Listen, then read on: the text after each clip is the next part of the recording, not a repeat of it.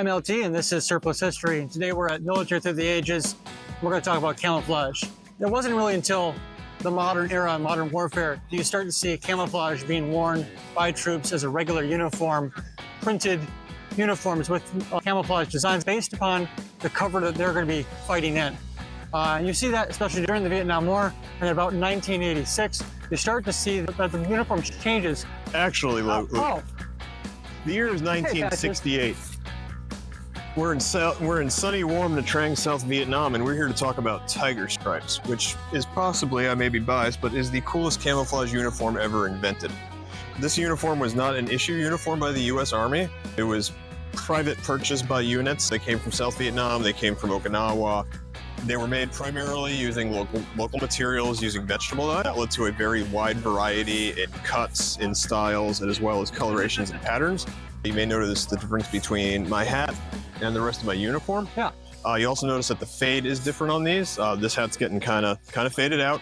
And you'll notice with my uniform that the black here is fading into dark blue. Yeah, I see that. As people sweated, as they were used, as they stood out in the sun, the colors changed. Eventually, all this green is going to fade into a nice kind of gold yellow color, and then it's probably time for me to get a new suit.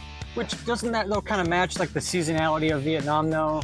A little bit. It definitely, it's the pattern, all right. It's less the obviously, the colors are help. But really, I mean, you can take a look at the situation behind us, and this is a pretty good analog for the heavy brush and heavy jungle. There's a lot of different colors, lots of different greens, there's lots of different browns, there's some yellows, and then of course sunlight, as you can see, kind of changes the shadows, changes the perception of stuff. As long as it's, not totally bleached out, it's still effective. Pretty awesome. And so this is different than, so what the rest of the infantry in Vietnam are wearing. So they're wearing the standard kind of U.S. Army issue jungle uniform, which is basically flat olive drab or OD,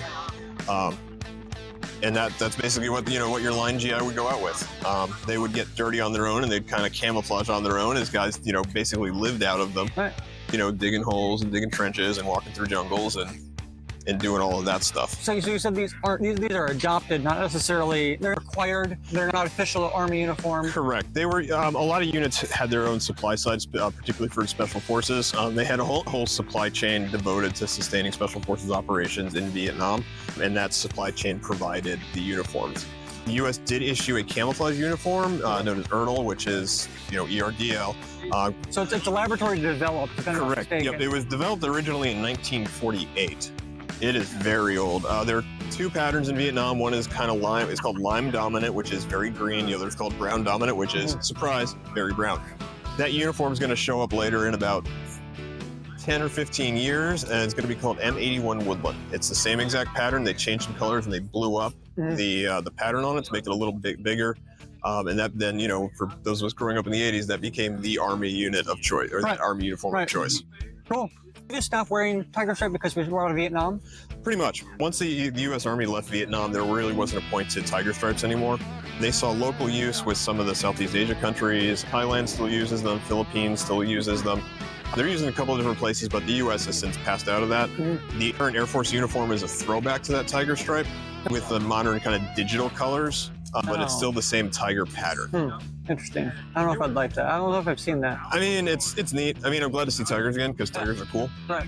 Tigers are, and in my opinion, they're the best camouflage. I mean, I know in your personal collection, you pretty much buy anything modern that has a tiger stripe. Oh yeah, no man, I got. If I can find boxers with it, I'm buying them. If I got a jacket with it, I'm buying it. I have a large collection of hats because hats are cool. I mean, tigers are great. Yeah, tiger stripe is pretty cool. It's a pretty cool print.